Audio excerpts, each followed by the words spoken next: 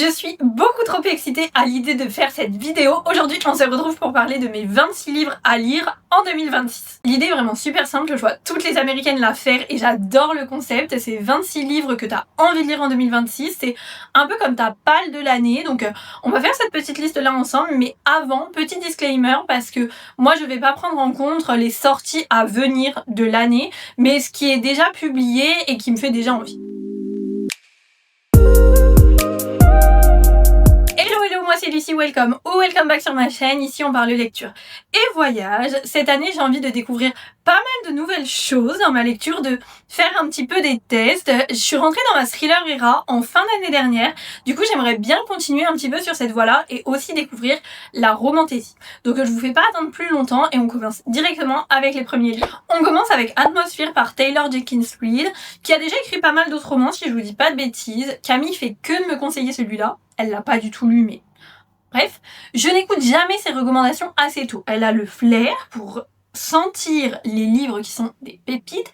Et là, en plus de ça, je vois que plein d'américaines le lisent et ne font que pleurer. Et si vous me connaissez, vous savez à quel point j'adore les livres où je peux faire couler les larmes. Comme je viens de vous le dire, j'aimerais aussi bien tenter la romantésie cette année, donc on va se mettre à ACOTAR. J'ai le premier tome qui dort dans ma bibliothèque depuis 1 an, les amis, donc il serait vraiment plus que temps que je m'y mets. Si j'ai découvert les thrillers dernièrement, c'est grâce à Freda McFadden et il y a un de ses livres qui me fait de l'œil mais de dingue, c'est The Crush. Vraiment, je ne saurais pas vous dire pourquoi, mais alors la couverture, je la trouve absolument magnifique, donc j'ai vraiment très hâte de les lire parce que pour l'instant, tout ce que j'ai lu d'elle, j'ai adoré. On continue avec une autrice qui est vraiment doudou, autrice réconfort pour moi, qui est la reine-mère ici sur Terre, Elsie Silver, et je n'ai toujours pas lu la Gold Rush French Series qui commence par Of the Race, donc qui serait temps que je m'y mette. Camille l'a lu, ça a eu le temps de sortir en français. Toute la saga est sortie en français chez Roncière. Je n'ai toujours pas lu le premier tome, les amis. L'année dernière, j'ai découvert Abby Gilness et j'avais vraiment adoré. Je sais pas pourquoi j'ai pas continué parce que j'ai même acheté plusieurs de ses livres, dont Just for the Summer qui me fait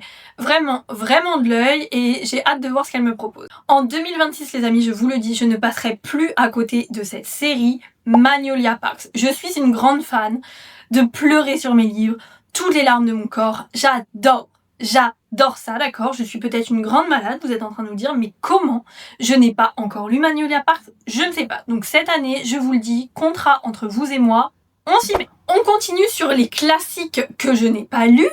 The Mindfuck Series, les amis, vraiment, étant une quand même fan de dark romance, ça fait très longtemps que je vois toutes mes américaines préférées me dire, à travers leurs vidéos YouTube évidemment, faut lire la Mindfuck Series, c'est incroyable, nanani, nanana. Je ne l'ai toujours pas lu. Ça va même être adapté en série ou en film que je n'aurais toujours pas lu. Donc ça, ce n'est pas possible. Dans un tout autre registre, petite rom-com, What Happened in Amsterdam. Je l'ai acheté l'année dernière, printemps-été je crois, parce que j'étais vraiment dans ma période rom-com et elle me donnait grave envie et je ne l'ai pas lu. Je n'ai pas pris le temps, mais franchement cette année, entre le fait d'avoir été à Amsterdam dernièrement et la couverture qui est juste absolument géniale, let's go! Anna Wong, c'est vraiment une autrice pour moi qui marche presque toujours. Et je sais pas pourquoi j'ai toujours pas lu The Striker. Enfin, si, je mens, je sais très bien pourquoi. Ça parle de foot, de soccer, tout ce que vous voulez. Et moi, je suis pas fan de ça. Je suis plutôt rugby, football américain, hockey sur glace, mais foot, non. Mais je me dis, apparemment, elle est très bien.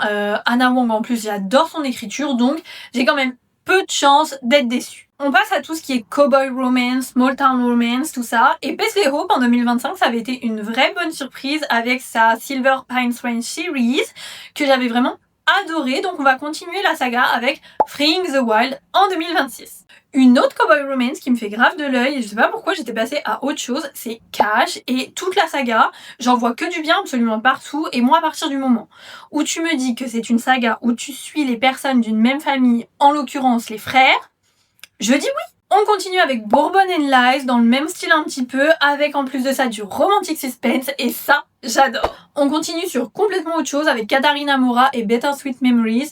Franchement, c'est le dernier tome de la saga en question, c'est des stand-alone interconnectés.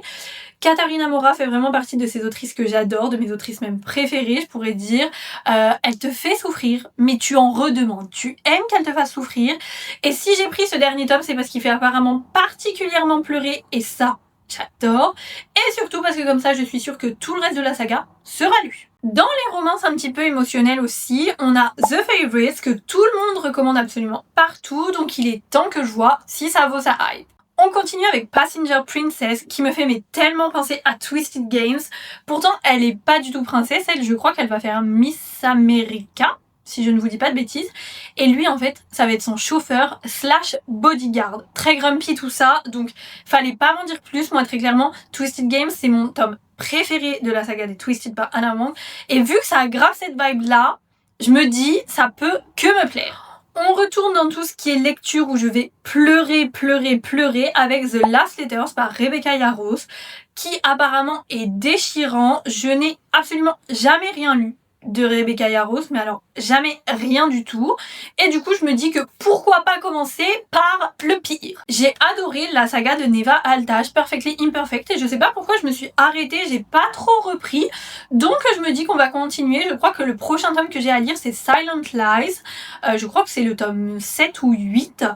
C'est vraiment des petites nouvelles, dark romance, mafia romance, très sympa. Un livre que j'avais acheté à Barnes & Noble, Obsession Falls. On est sur du romantic suspense. Elle, en gros, elle craint un petit peu pour sa vie, tout ça. Lui, c'est son voisin. Il espionne un petit peu et du coup, il va la protéger. Il va se mettre en tête que c'est sa mission. Très grumpy. On adore. Si j'ai découvert les romantic suspense, c'est grâce à Catherine Coles et j'aimerais beaucoup trop découvrir sa saga qui commence par Tether Stars.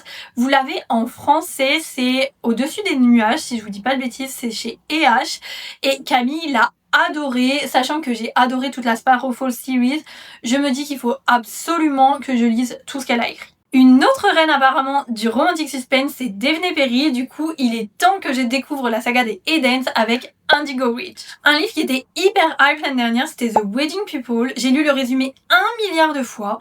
Je ne sais pas pourquoi je l'ai toujours pas lu, mais je me dis que cette année, vu que je veux sortir un petit peu des sentiers battus, des trucs que j'ai pas l'habitude de lire, c'est l'occasion. Un autre livre qui me faisait de l'œil mais depuis longtemps et que j'ai toujours pas osé lire parce que j'ai toujours pas passé le cap de la romantaisie, c'est Fantasma, mais cette année il fait vraiment partie de ceux que je veux découvrir. On continue cette fois-ci avec un thriller, Hidden Pictures, où il y a des dessins et tout carrément dans le livre, donc franchement j'ai très hâte de découvrir ça. Tout le monde n'en parle qu'en bien, donc franchement j'espère que ça va être à la hauteur. Un autre livre un peu hype que j'ai pas lu, c'est Every Summer After. Il fait partie d'une saga, il y a aussi des stand-alone mais qui sont interconnectés, tout ça si j'ai bien compris. Franchement j'ai hâte de lire, mais je pense que du coup celui-là je vais attendre un peu plus les beaux jours et justement du coup peut-être de lire à la plage cet été. C'est un livre que j'ai acheté au Canada et le résumé était incroyable, c'est Black Ties and White Lies. Elle en gros, elle était avec son frère à lui avant, mais elle va devoir faire un mariage arrangé avec lui pour des histoires d'argent machin. Lui il est milliardaire, franchement mariage arrangé, milliardaire, le frère de son ex, laissez-moi vous dire qu'à mon avis ça va être exceptionnel. On finit, j'ai envie de vous dire, presque avec le meilleur pour la fin, Sinner Anonymous. Je sais, c'est la honte, je l'ai toujours pas lu. Franchement, j'ai un peu délaissé la dark romance en fin d'année et du coup, j'ai envie aussi de renouer un petit peu avec tout ça. Apparemment, c'est une masterclass, c'est une des bases dans la dark romance, donc il est plus que temps aussi que je le découvre et apparemment, la saga est vraiment dingue, donc j'ai vraiment très hâte de les découvrir. Voilà pour mes 26 livres de 2026. Évidemment, cette liste est très certainement amenée à bouger. Évidemment, comme je vous l'ai dit, dedans, il n'y a pas toutes ces sorties que j'attends avec impatience. D'ailleurs, dites-moi en commentaire si vous voudriez une vidéo à ce sujet sur tous ces livres qui vont sortir en 2026 et qu'on attend de pied ferme. En attendant, j'espère que cette vidéo vous aura plu. Et si c'est pas encore fait, je te laisse t'abonner et activer la cloche pour ne pas louper la vidéo de la semaine prochaine.